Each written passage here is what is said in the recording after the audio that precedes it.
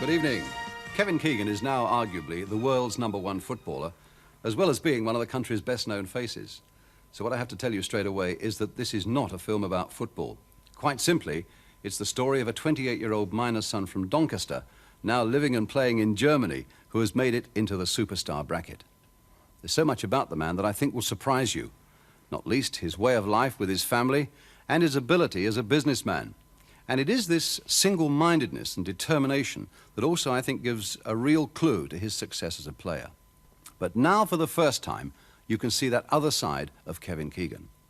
Apart from anything else, you'll see why he puts to rest that weary old belief that a footballer's brains are in his boots.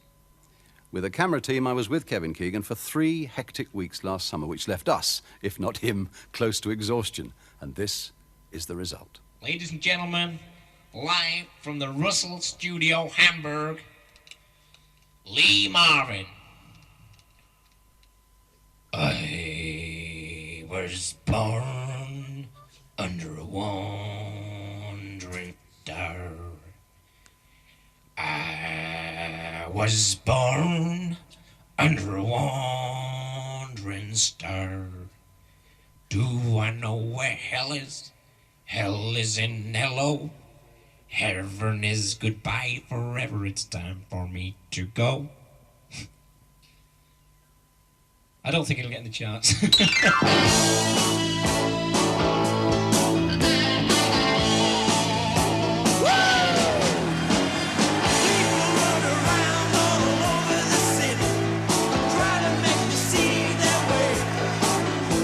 At the moment, I tell you, I honestly don't think there's a footballer in the world been under as much pressure I've been under these last 3 weeks.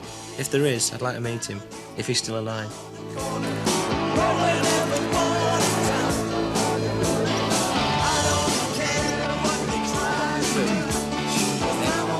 Apart from the business side of the things, apart from playing for England, apart from playing for Hamburg and winning the German Championship, if you can just forget all that, and that is a very big, apart from training, apart from all that, if you can, you know, I've still got to do shopping, we've still got to eat, we've still got to live.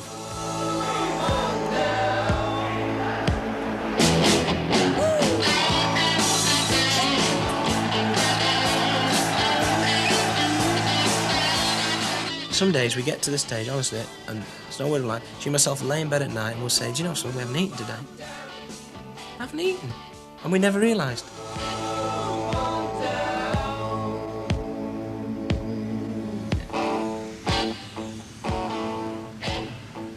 I wouldn't change my 2 years here in Germany, with all the problems I had in the first year. I would never change them.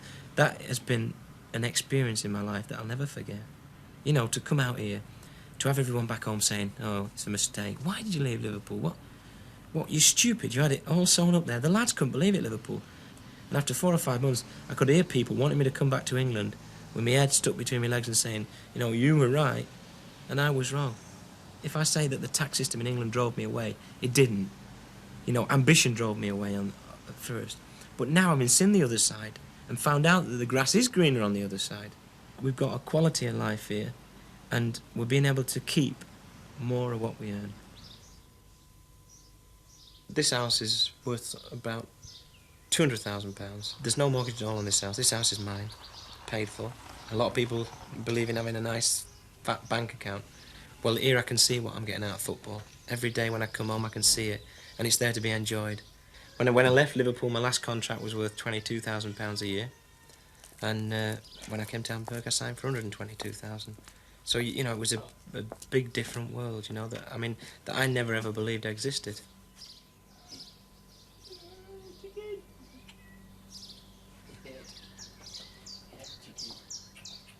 I feel very proud that as an Englishman I've come to Germany and learnt their language well enough to communicate with them, well enough to do TV interviews. All right, you know, I think a problem most of us make is we get shy and embarrassed because we can't speak it properly. But I've gone on German TV, I think I was here about 6 months, and I didn't have a clue what the language was about, you know, it was just a load of mumble-jumble. But at least I went on and I had a go at it. And from that day on, you know, the doors that opened, the people said, you know, isn't that fantastic? An Englishman, because they always say, you know, the foul Englander, the lazy Englishman who doesn't ever want to learn anything because everybody speaks his language. And it really does. I think the least you can do in their country when you live here is speak their language. Nee. Vorgestern. Oh. Abschiedsspiel. Mit 6 Stück gegen den National müssen wir zufrieden sein, ne? Aber war super. Super für Bertie Bones. Gute Stimmung und alles. Ist sehr ruhig hier heute, ja? Das freut mich. Ja, ist nicht schlecht. Ist nicht so schön draußen. Es regnet. I think as an Englishman, or as a pair of English people in Germany, I think we do pretty good. I don't think there's that much difference in the food. There's a definite difference in the price. That's the sort of thing Jean noticed straight away.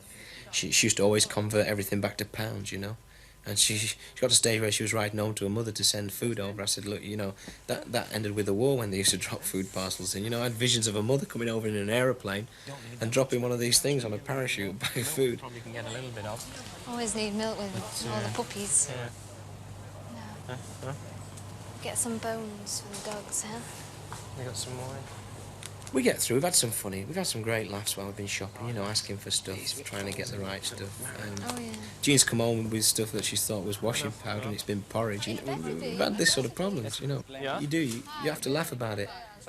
But at the end of the day, you know, I think Germany, for an English person, is not difficult to adapt, you know.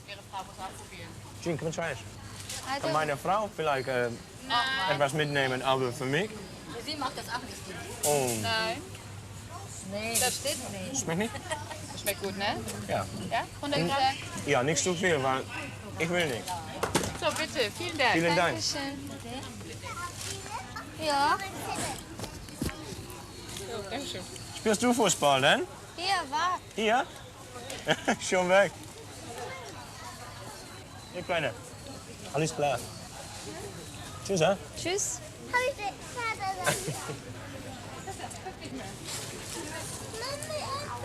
I can still taste that stuff in my mouth. I don't like it at all. I don't know why I bought it. Bacon, onion flavour. I don't like it. I don't know why we bought it. What, you said I 100 don't know why they grams. talked me into buying it. I just don't know. You let women talk you into it. Yes, your daddy's naughty. My father was a miner. He had a lot of problems with his health, you know, like all miners. He had silicosis, he had bronchitis, and he fought in Burma in the war. He had malaria. So you can imagine that for him to work down a mine alone was a wonder. So there was times when I can remember nearly 2 years, through health reasons, he had to come out the mines, and my mother had to then go out to work. My father died 4 years ago. The last 3 or 4 years of his life, he lived for Liverpool Football Club and me, really. And I think it was the best 4 years of his life. He started to have a few of the pleasures in life, really, that he'd been cheated of all his life through his upbringing, probably, through the fact that he never had any money. We've been a family that's always pulled together, you know, if we had a problem, someone's always helped someone else out of it. And when my dad couldn't work, my mum had to work. And sometimes they both had to work. And you know, that's the sort of family background I had. I had a very good base as a kid. I always learnt discipline, right from wrong, not to steal, all the basics. And then carried on through school. And I mean, it doesn't matter, I'm a great believer in it, it doesn't matter how good education is at school. I think discipline and character are first put in you at home by your parents. And of course, when I got to the stage where we were married, I needed someone to replace that base. And in Jean, I found the ideal partner. She takes so much pressure off me. She's so understanding. But, I mean, she has to take, and she does take, a lot of the direct pressure off me. And she's never, ever changed. Never. It's something incredible. It's got to a stage where sometimes now I get annoyed with her a little bit, because I'll give her 100 quid, because now we can afford to do that. I'll give her 100 quid and say, Jean, go and get yourself some good clothes. She'll go to the market, she'll come back with 2 pullovers and a skirt, and about 92 quid change, you know? That is Jean, and to this day, she does that. And that's the sort of wife I've got. Mind you, you've got another little companion now, really, haven't you? Well, I've got a good friend, yes. Little Laura Jane. She's changed our lives completely, and she gives me lots to do now at home, so the time passes more quickly, really. Yeah, it makes it more difficult to go away and leave, actually. I mean, it's hard to leave Jean, because I don't know how any other marriage is, because we don't talk to other people deeply about marriage. I mean, I've read books and that. But ours is like, we're like really good friends, I think, you know. I mean, We love each other, I mean, I know that. Go on. But, you know, no, I think we're really good friends. And I think, as I said to you before, you can't... I couldn't do the things. I could never get away with the things that I get away with another woman who wasn't used to it. But Jean knew I was a footballer when we got married. And I think the great advantage is we've grown used to it, haven't we? I mean, can you remember, I mean, first time we used to go shopping. We could go shopping at least together in Liverpool. And then, of course, I got in the Liverpool team and that, and then we couldn't go shopping in Liverpool. But if we went up the road to Manchester... It was a little bit better. Yeah, and then Manchester got... And then it was London. And now... No, we can't go anywhere. We're not even in Germany now. It's gone, isn't it? But that's life, you know?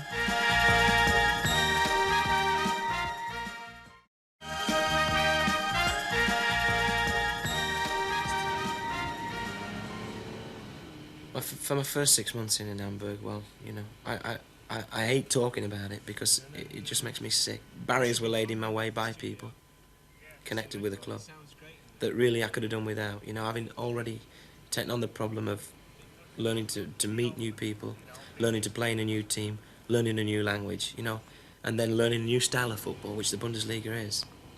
That's 4 things. And then I never ever reckoned that I would have problems with players. But here I just found everyone so cold.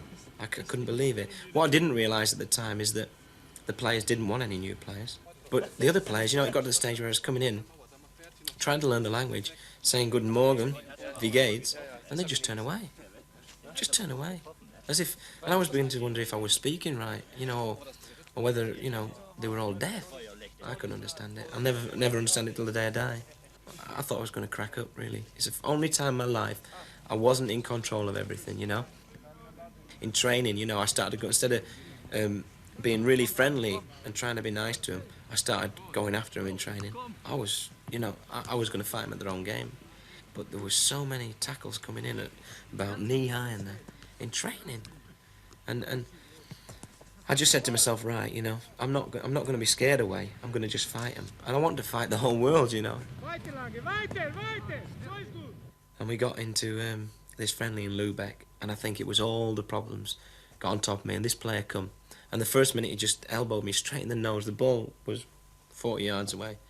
And I thought, you know, hello, we're in for one today. I'd met a couple of players like him, but I'd been able to handle it till then because, you know, I was completely in control of all my faculties. And then the next minute he came, and I was running on a blind run. I never had the ball, and he just chopped me down. And I thought to him, right, if you do that again, boy, you know. And sure enough, my first kick of the ball, he gave me a really bad foul. That was 3 times in 4 minutes. And then about the 6th minute, I started to run. Guard the ball, I started to run to get a ball over the top. And he just stood there. And I went against him like that. And I just stood there and he just laughed at me. And I just hit him twice. I don't think I've ever hit anyone so hard in my life. I just hit with my left. And it reminded me of my schoolboy days when I used to do a bit of boxing. And I followed through with the right, and I don't know what happened to him because I just walked off. I could see the referee coming up and fumbling for a card, you know. And I thought, well, you know, I mean, I'm not stupid. I knew it wasn't going to be a yellow one. And I walked off that ground, into the changing rooms, got a taxi, and I came home. I didn't want to know about Hamburg ever again. It was just, for me, it was just all my problems came out, and that guy got all my problems. I mean, he was a stupid guy anyway, and he deserved what he got. But having said that, it was circumstances that made me do it. You know, I'm not saying it was right. It was just frustration, really. Well, I think there was 2 main reasons why I ended up staying in Hamburg. Because I got 8 weeks suspension. They played 8 Bundesliga games, a team. They won 1, drew 2, and lost 5. And then the players were starting to come to me and saying, you know, when can you play again, you know, and that. They maybe thought for the first time, you know, maybe he does make this team a little bit better. Manager Gunter Netzer came during my suspension. He had a talk with me. I said to Gunter, look, you know, my mind hasn't changed. I still want to get away from here because I said, I don't feel we fit together, myself and this team. And he said, look, you know, he said, what if I promise to make it that you fit together with this team? And I said, well, you know, obviously, if that was possible, I would be interested in staying. I said, but you've got till the end of the season to convince me. And he said, that's all I need.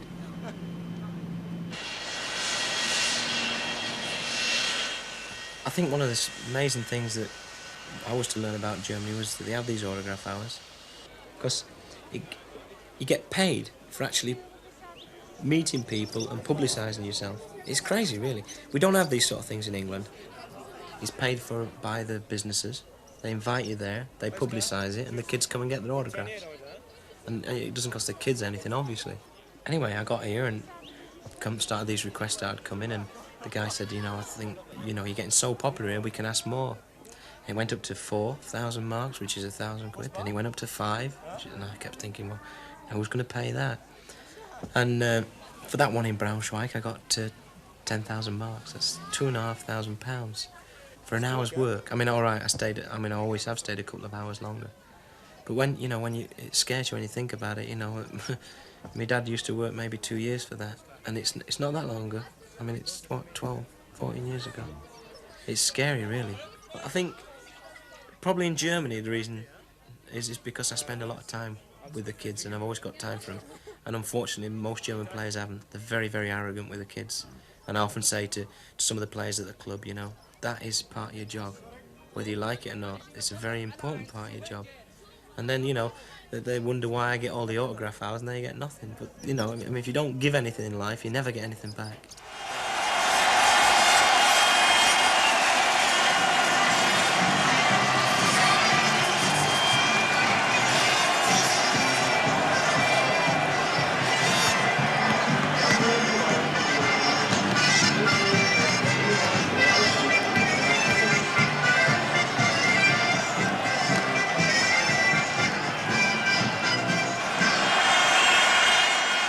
The actual day I picked up the European Footballer of the Year award, obviously very, very thrilled, very, very proud. My first thought was, as always, when I win something, I wish my father had been there to see it. It would have been, for him, a great day. It has been my best ever year in football this year.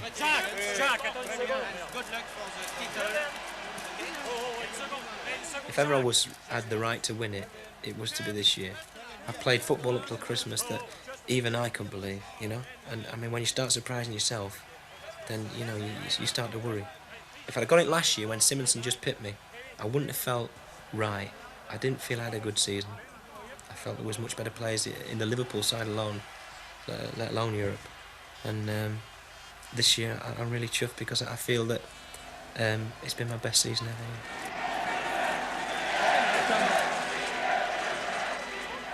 I don't quite earn £400,000 a year for playing for Hamburg, but I'm guaranteed by Hamburg Football Club through different contracts with them, with the sponsors who give us the thing and that, around about £400,000 a year just for football.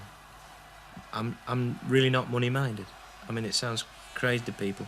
Yeah, money is important to a point, and I'm very much aware of the fact that it won't last forever. You know, it won't be every week that they want to put Kevin Keegan on a tracksuit and Kevin Keegan on a football or whatever.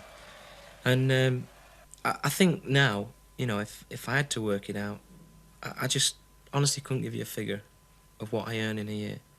I mean, I could if I really wanted to, but I don't really want to. What I'm trying to say is my money's tied up with people I trust, with people I know I can trust. My contracts are spread over 5 or 6 years because Harry, my business manager, he always insists on 5 years. He's got what he calls his 5-year plan, and I just let him get on with it. Sounds like an insurance policy, and actually it should end up like one. But I suppose on paper, you know, we're millionaires, but, you know, you ask any millionaire in the world to give you £1 million and he can't do it. It's tied up, and it will be tied up, and it'll be invested, and it's what's promised, you know, in 4 or 5 years' time, things like that. And actually, the future, in the future, probably when I finish playing football, I'll earn more money than what I'm earning now while I'm playing. Is that what being a millionaire gives you? It gives you that independence? Yeah, that's all it gives me, really. I mean, it don't give me any great satisfaction to say, you know, I'm a millionaire, or it don't give Gina great satisfaction to think that she's married to a millionaire. Because we never even think about it. We let people talk about it, let other people. I think the beauty's in the eyes of the beholder, really. It sounds great, but we just go on living our life normally, and we're not extravagant in any way at all, you know. We don't live like millionaires, and I don't think if anyone met us in the street, they'd ever think we were millionaires, you know. And that's where I wanted to stay. Okay, aber wir können dann reden über die andere Dinge. Ja? Alles in Ordnung. Bis später. Tschüss. And all my contracts are fixed up through Harry on a basis whereby if the product is successful, we're successful. We don't ever pressurise people into giving us a fantastic sum to have the name. We always say to people, we decide that your firm is right. If we decide that your firm is right for my name, we've got to trust you and you've got to trust us. They hope the name carries it, we hope the product carries the name. And it's a royalty basis, and it's the only fair way to do business. Oh, incredible, aren't they? Yeah, look at that. Oh, I like that, Harry. That's great. Signature's good too. Yes, it is. It's very, very good, is that signature. Yeah. Put that with the European Player of the Year. Missed out the year, obviously, and that's the pyjama top. Oh, yeah. You missed out the year. That's good, because it doesn't date the article Doesn't at all. date it, then. Well, now, to make up the set, Yeah. what I decided to do is to go into slippers. So, and what we're going to do is we're going to box them for the department stores and the Yeah. shoe shops. And we're going to have a signature on. And you have your signature there and there. You know. Okay, now, Sunday, you haven't forgotten, we're going down to Nantes, to No. Patrick. No, looking forward to that. We've chartered the private jet to take us from Hamburg down to Nantes. Yeah, that's We'll good. then go Saves down a lot of from messing Nantes around. down to the factory. I turned down an offer from Mrs. Thatcher, by the way. I got a telephone call from her secretary last night. She's attending a European youth rally in Birmingham on the 2nd. And I said, there's no way you can be. You've got a game. You've got a game that day. It's a Saturday. I'd tell Harry, if it was Jim Callaghan, okay, but you know my feelings on this. if I went there with Margaret Thatcher, my old dad would kill me. I tell you, if he was here. I'm sorry. I mean, I'm thrilled that she's asked me, and I know it's a European thing. It's nothing to do with politics. Straight, you know. Yeah. It's not saying anything about the Conservative Party or anything. But you know, I can remember my dad having the chance to have 25 quid to use our front room as a polling place for the Conservatives, and we didn't have any money, and he wouldn't take it. No. And I'm Anyway. certainly not going to go on. So that's as far as we've got at the moment. And then we'll take week after I next. don't mean that disrespectfully. If you just write and tell her we've got a game anyway. Yeah, tomorrow we've got to be at the Inn on the Park with EMI about the record, the release of the record. All the press will be there, and some of the disc jockeys. And we're staying there till about 4 o'clock. Yeah. Now we've got to then join the England party at about 6 o'clock at West Lodge Park. I don't want to be late this time. I know it was No, late last I know, time, quarter I of an know. hour, and you know, No, it's there's no way. just not fair. It's just not on. And otherwise, great. The day sounds good and interesting, which suits me. But that's important. We've got to go to Barcelona. Now we were That supposed to should- be. Yeah. That's a few people talking. Well, yeah, but it's got nothing to do with a club. The press and the television want you down there. We've appointed a new distributor, and I think it's important that we can get down there just for about 3 or 4 hours. Yeah. Anyway, look, Harry, Leave it. honestly, and you know my opinion on that is Yeah. that we've got 2 important league games left in Germany. We've got a very important European Yeah. Championship Yeah. game against Bulgaria. We've got 3 games in the week. sure. And you say 4, it's only 4 hours. Yeah. 4 hours and a hell of a long way to travel. Yeah, I know. Anyway, You look, know. I didn't make any promises. This is the thing, this is what I'm finding now, Yeah. and we talked about it a lot, and that is that every contract we sign, great, I must please you, but the more days we tie up, the less time I've got at home. True. And it's getting to the stage now where I'd like to see people taking my name Yeah. and giving loose contracts whereby, if we can help them, Yes. we help them. Oh, yes. You know, because if you're giving every firm 3 days now, Well, with 20 you- contracts, that's 60 days a That's- year. We can't do it. Eh?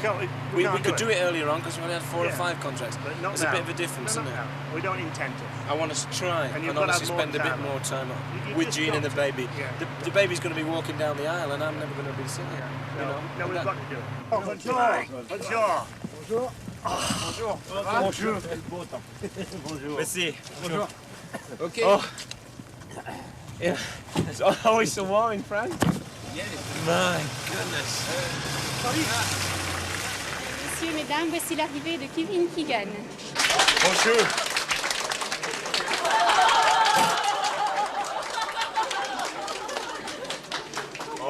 Oh. Bonjour, madame.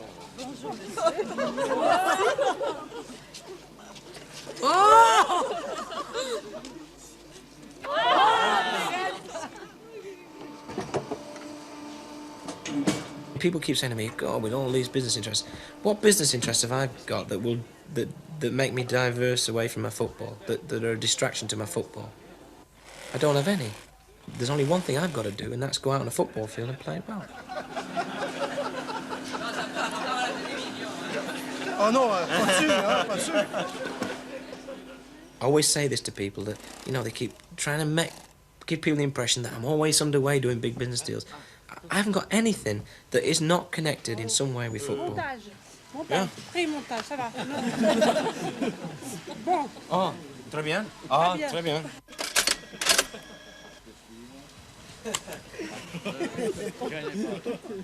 My money has been accumulated in various parts of the world. I'm never ever going to give anyone the chance to blow the money that I've worked hard for. Never. I'm not, it's not that I don't trust people. It's just that, you know, I don't trust people.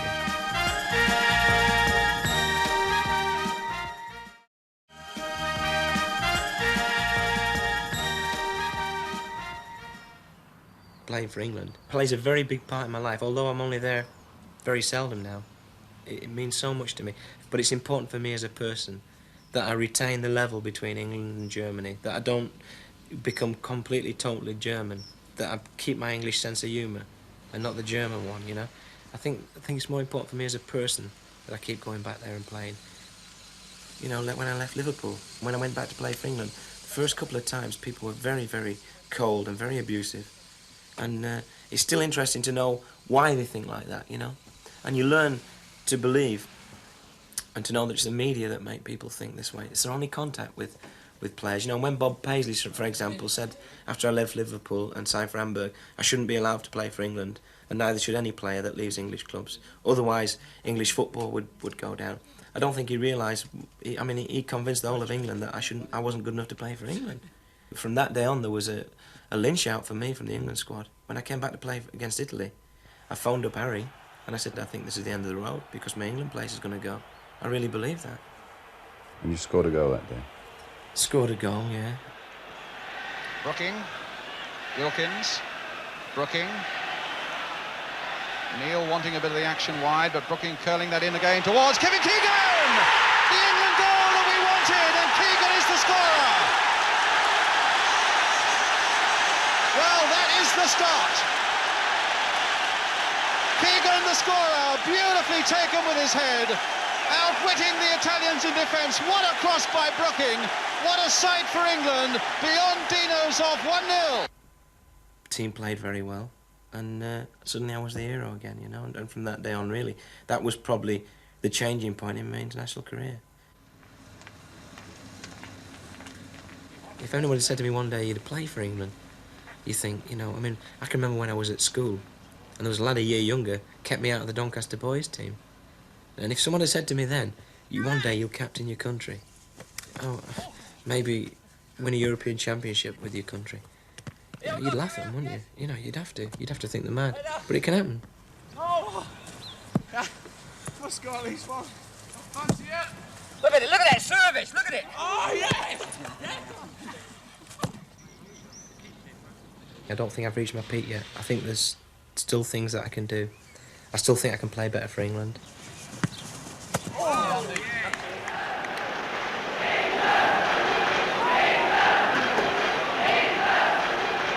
I don't even have to go on about what it means for me to play for England because I think, you know, I've already said it so many times that people think, crikey, you know, I'm fed up of hearing it.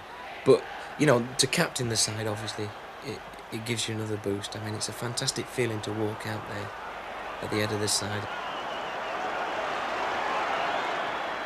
I will never ever understand why the crowd are the way they are with me. I will never ever understand that. It baffles me. You know, I do very, very ordinary things and the crowd cheer, and then someone else does something very exceptional and they don't do a damn thing about it. I don't know what it is. I've always been lucky like that and had this relationship with the crowd. You know, like the goal against Scotland probably proved that. And people were raving about it in England. But, you know, I thought it was probably the most simple goals that I've ever scored in my life. Hartford. Getting it back nicely there from Gray, but England stopping them with Koppel. And played in nicely by Koppel for Keegan.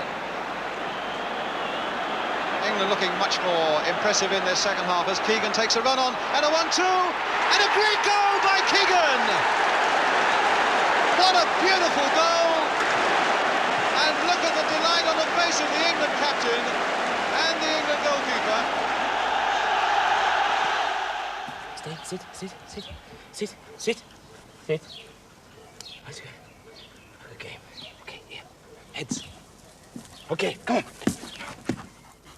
I think, you know, to be honest with you, I mean, it might sound daft to people. I think if we hadn't had these dogs with us over the last 2 or 3 years, I think sometimes we'd have cracked up too. We consider them just a part of the family. We love animals, particularly dogs, and we did have a little bit of an upset when they had 8 pups. You know, obviously through the house just at the time we were moving. I think we could write a case for family planning for dogs. You know, because Heidi sort of let us down badly. She knew we was moving, and despite that, she conceived. You know, I'm away so much that I don't have the contact, or they're not as important to me as they are to Jean. I mean, for Jean on a Friday night when I'm away, especially Oliver, who's a super house dog, she feels that it's like having a man in the house, really. And then Heidi's always upset with her, and she's got the company of like having a woman in the house. So really and truthfully, the substitutes for people. And sometimes, you know, I must say that they're probably better substitutes for people than the actual real thing. You know, you can talk to these dogs. This dog understands every word you say. But if I was to say to him, like now, Ollie, out, he'd jump straight off this chair and he'd go out. And wash the pots on the way. The thing is that we've got a lovely house around us. We've got dogs and all the things that we've always wanted and dreamt of having, and that's the only thing I see really. Some weeks that I hardly ever see him, and when I do see him, he's rushing here and the phone's ringing, and he doesn't even have any peace at home, which upsets me because I think he should be able to come home and relax and put his feet up. But at the moment, things just aren't going that way. And that worries me because even doctors have said to me, look, you've got to try and quiet him down, slow him down. I said, but what do I do? Tie him to a chair? You know, I just can't slow him down. He loves his life as it is. It seems to me that people sort of half expect me to one day just collapse and fall over. Everyone I talk to, you know, they say, you know, you just can't go on like that. And one man who I really listen to is Bill Shankly. And he phoned me up and he said that there's no way that I can play until 1982 the way I'm playing now and do the things I'm doing without burning up. But I think you can even prove people like Bill Shankly wrong sometimes. Okay, Kevin, komm, guck ein bisschen her, beweg dich ein bisschen. Ja, okay. He's a very stubborn person. If he sets his mind to do a thing, then he's going to do it come what may. He's very stubborn, nothing will sway him that way. And sometimes that can be very annoying at times. But I don't really see it as a fault. It's just sometimes it's annoying. He's so untidy, it's unbelievable. He's the untidiest. I mean, I can have the house spick and span and he can be home in 5 minutes and it looks like a bomb's dropped on it. But, he's a wonderful father. I never dreamt that he would be the way he is. With Laura Jane, I mean, the two of them, they're just in a world of their own when they're together. He loves playing with her, and as soon as she sees him, she smiles, you know, or she's only got to hear his voice or hear his record, and she's all her daddy, you know. He's a wonderful father, really. You may be a stranger, that's what time can do. Maybe you mean everything to me. Darling, there's no danger with all that we've been through, that anyone could love you more than me. But I got news for you, babe. With all the things you do, babe, make me think how it used to be. And it looks like I'm falling all over again. I think the nicest thing is that it's all happened to us together, and we've grown used to it together and tried to get used to the life. I still find it difficult at times, and I look back and think what's happened to us, and it's just unbelievable that it's the same two people, really. But I think we cope pretty well, really, with our life.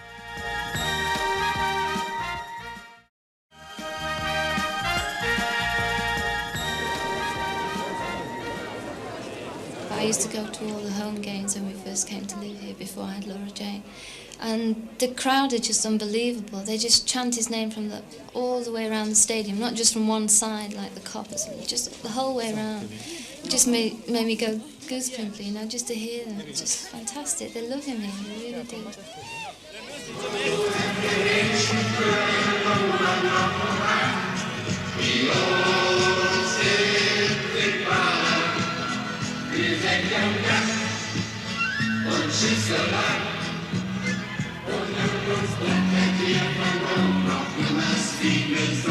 Oh, Keegan, your best man.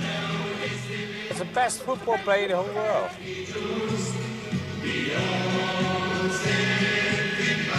Oh, she's very nice, and he sorry, and he speaks with all his fans, and it's okay.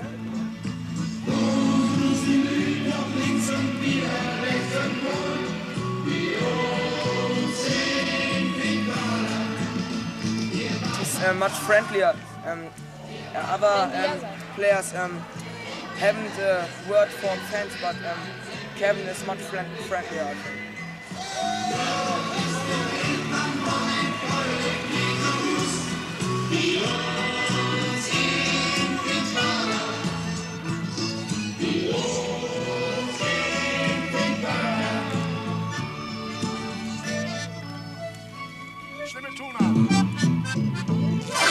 He speaks with everyone, okay?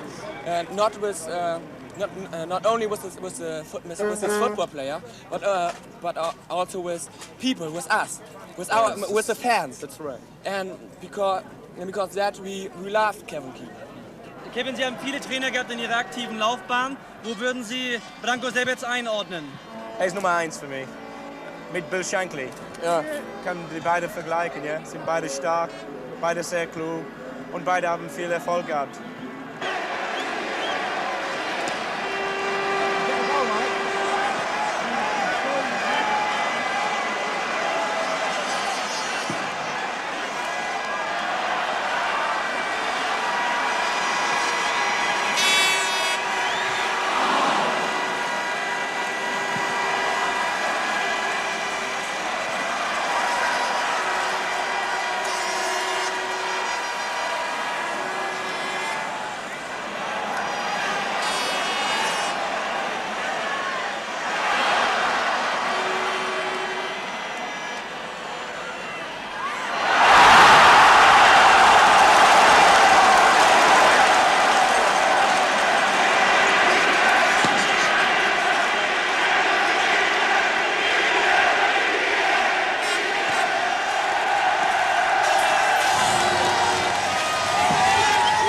When someone says to me, what pleased you most about Germany, what you've achieved, obviously winning the German championship has to be number one.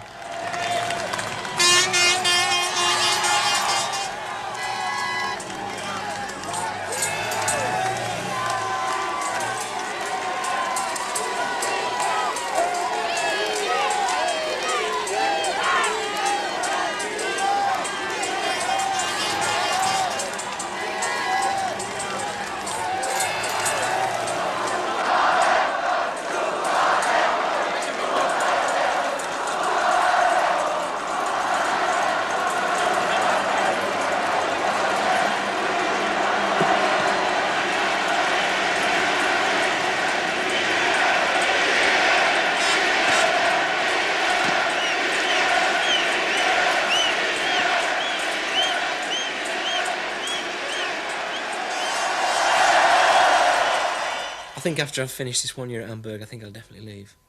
Definitely. Regardless of how good it goes, whether we win the German Championship again or not, whether we win the European Cup again or not. I got an offer from around about Christmas from Barcelona. And I also got a very good offer from an American club. And I mean, you're talking about money here that I earn very good money here, but these offers were double, one was triple what I earn here. This time well over £500,000 a year. And I mean, you just have to consider offers like that. I mean, if you don't, then you're stupid, you know, you just have to listen.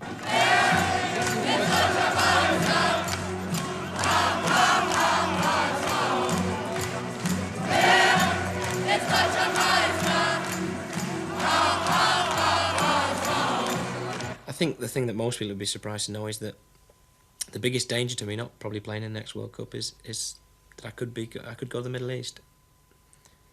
I've had offers and talks with people from Saudi Arabia, quite a few different clubs there, and they asked me what I would want to go to Saudi Arabia.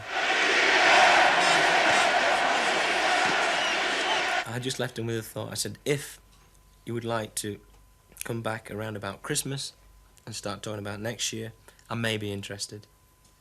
And they said, you know, well, what about financially? And I said, well, you know, I wouldn't dream of taking my wife there for less than £1 million a year.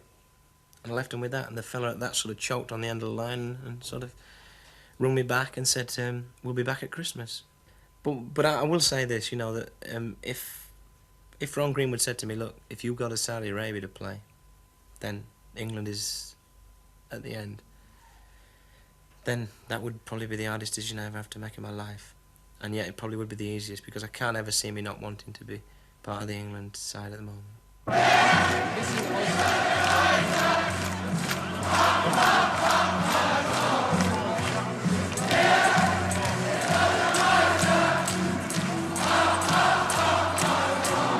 I don't want to stay in football. As soon as 82's over, I shall be out and away.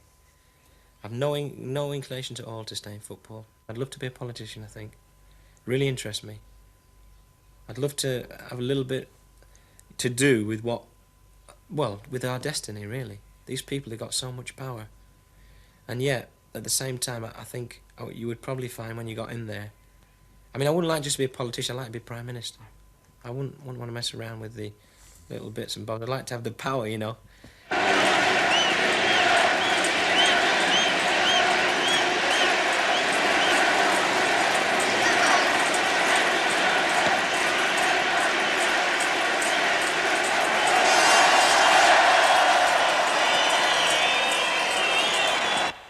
I'm going to play till the 82 World Cup. My dream, I say. I've been lucky in life that most of my dreams have come true, and I hope this one does too. My dream is to, in 1982 in Spain, to win the World Cup for England, and go up there and lift the trophy up, and then say to the world, well, you know, thanks for what?